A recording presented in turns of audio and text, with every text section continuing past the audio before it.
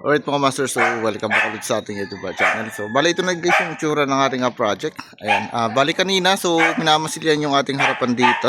Ayan, so bali okay na. So harapan lang muna mga master yung mamasilihan para pumuti na po pati yung ating taas.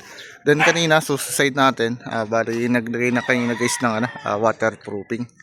So patapos na, so sa baba na lang yung kulang. Then huhukayin na lang yung mga master para mapalitadahan ng buo. Then after nyan, so babaklasin na natin dito yung forma. Bali mga master, so malapit na tayong matapos. So ilang araw na lang, bali mapipinish na to. So wrapping lang naman yan. Then after nyan, so tigil muna by next year. So kapag na okay na yung kliyente natin sa budgeting ng pagkapagawa, so diretso na po tayo. Okay, pasok tayo rito. So kahapon naman isa tapos na yung ating electrical wiring. Bali na natin dito. Ayan. So, dito naman sa guys sa baba, bali natin, pinalitadahan ko muna yung mga kantuhan dito. Yan, sa taas, tsaka rito mga master. Yan, so pinalitadahan natin, tsaka dito. So by tomorrow dito naman sa baba mga master, ang gagawin natin dito ay tawag dito, yung tatiles na natin. Then dito sa taas mga master, so okay tayo.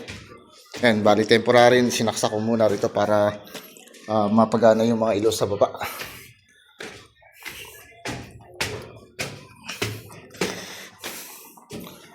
Ayan.